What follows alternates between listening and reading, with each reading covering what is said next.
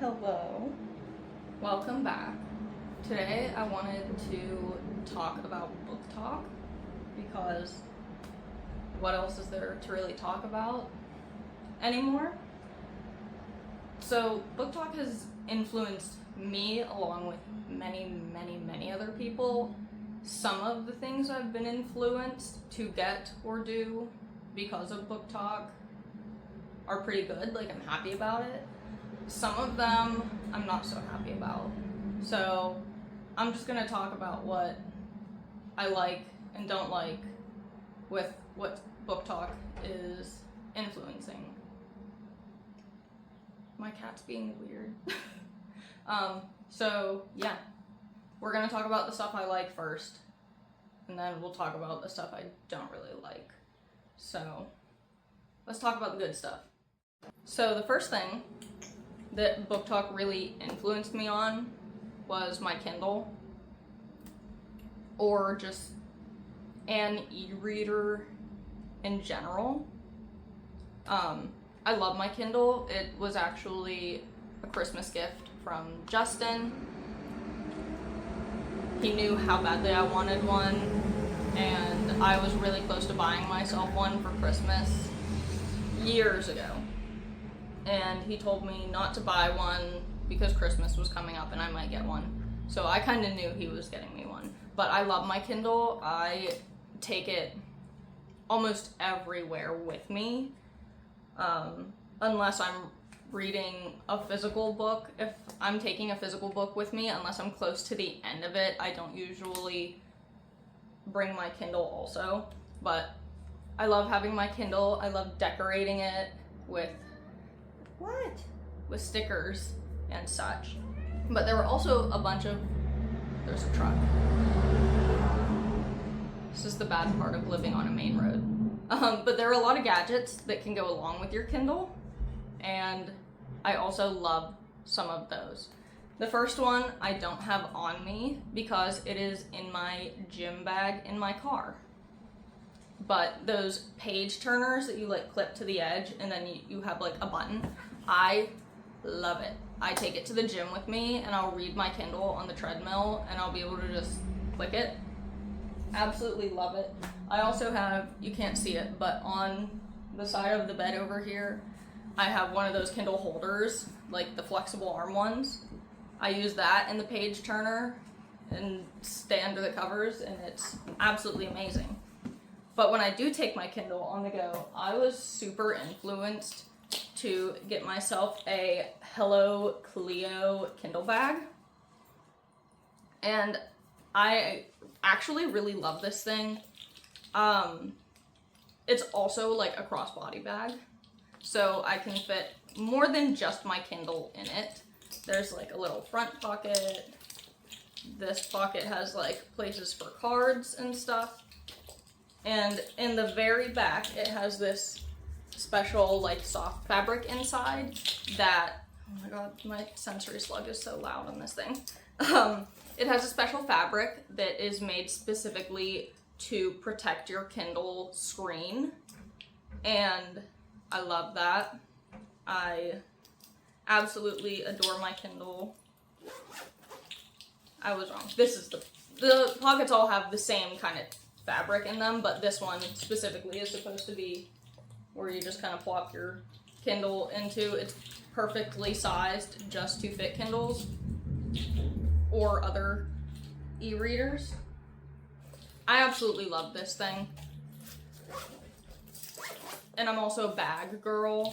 I love getting new bags, so it was not a difficult decision to get this. They have since come out with other different types of Kindle bags, and I'm obsessed and I want one so bad, but they are expensive, and since I already have so many bags, I just cannot justify getting myself another bag, especially an expensive one. So maybe sometime in the future, just not right now, but I love my Hello Cleo bag.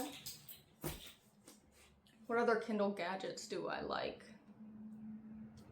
There's not many Kindle gadgets that I actually own.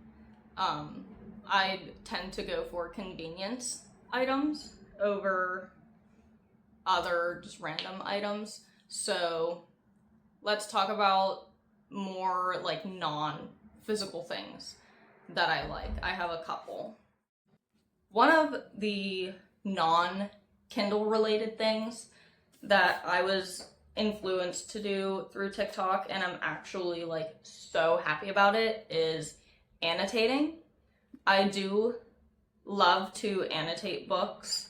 I did it in high school for my honors English class, and I really enjoyed it, but then I didn't really carry that into the rest of my life. But I've rediscovered annotating in like a non-academic way, and I really love it. They are like on something today, my cats. Holy moly. But here are 2 books that I've annotated. I tend to keep my annotation tabs. God. The trucks are never ending. Jeez. Anyways, I tend to keep them pretty flush because I do put them back on my shelf sometimes. I'm also one of those weird people that like, I don't like having annotations in my books all the time. So if it's a book that I know I don't always want to have an annotated copy of it, I will get a second copy of the book. I will usually thrift it, get it secondhand, just because I'm not gonna buy 2 brand new books. That seems absolutely insane to me. And I will go through and I will annotate them.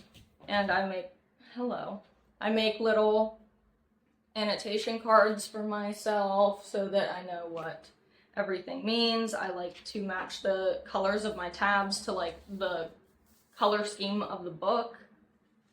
I go in and, you know, underline, tab things, and write little messages. Oh, this one has a few on it. But Animal Farm is one of my favorite books, so that one was a... What are you doing? I'm so confused. I also really love to annotate my nonfiction books. Let me find a good annotated page in here. So, like, I have some stuff underlined here. Oh, goodness, you cats. I'll have, like, my tabs to tell me, like, what is there. And sometimes I do come back to them just to, like, look at some of my annotations, especially my nonfiction books. So I love annotating. I recommend it to everybody. Will you two stop being crazy? Hello? You're crazy. That's one thing. I'm totally losing my train of thought because of these cats. Libby and Hoopla, and just the library in general. I love that there's been a big push lately to take advantage of your local libraries and of apps like Hoopla and Libby that support libraries, because libraries are amazing, obviously. And I used to go to my local library as a kid. That was like the place that I was getting most of my books growing up. And then when I became an adult and I had my own money, I just got used to buying books for myself. And lately I've been trying to utilize my libraries more, which is really nice. The Libby app is super awesome. I love using Hoopla. I use them for mostly audiobooks.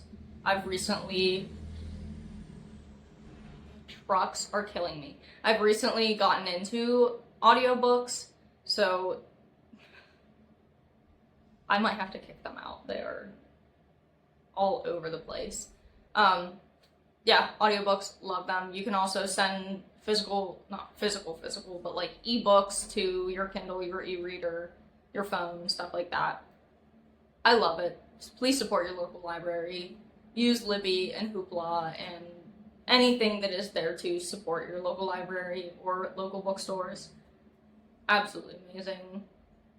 Lastly, just having a community.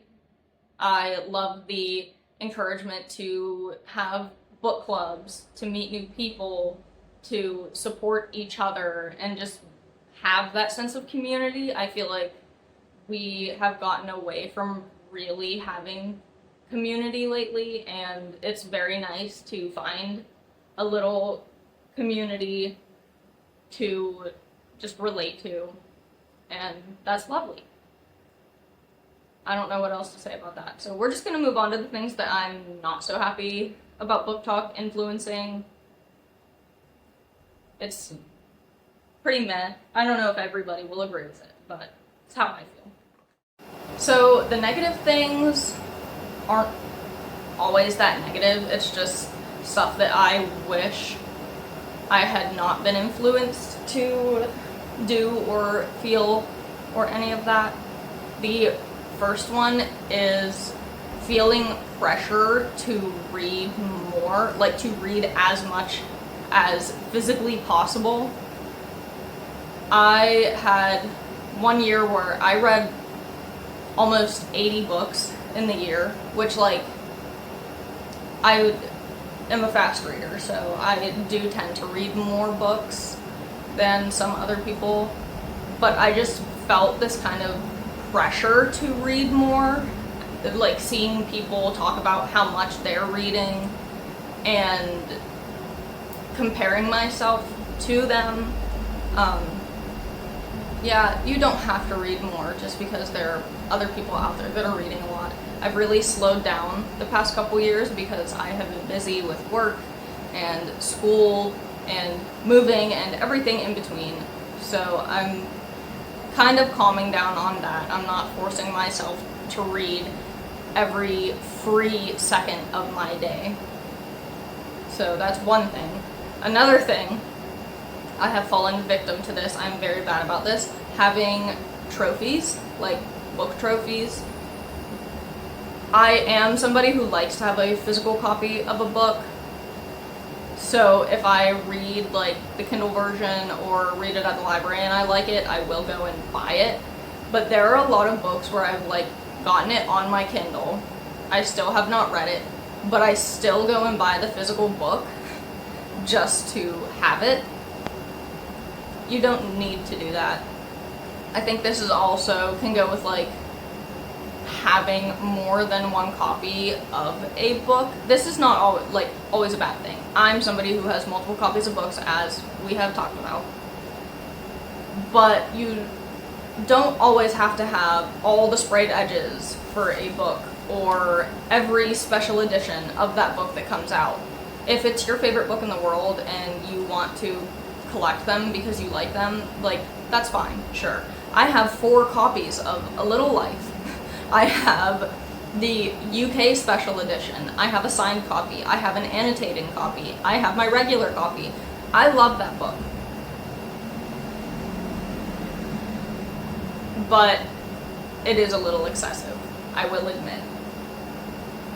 Going with that, something that I think has become the norm is overpaying for books. With indie authors, like, I'm happy to pay whatever price they are asking. I love supporting indie authors, and I know how difficult it can be for them.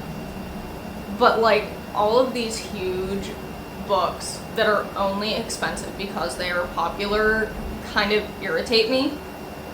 There is no reason that paperback books should be over $30. That's absolutely crazy.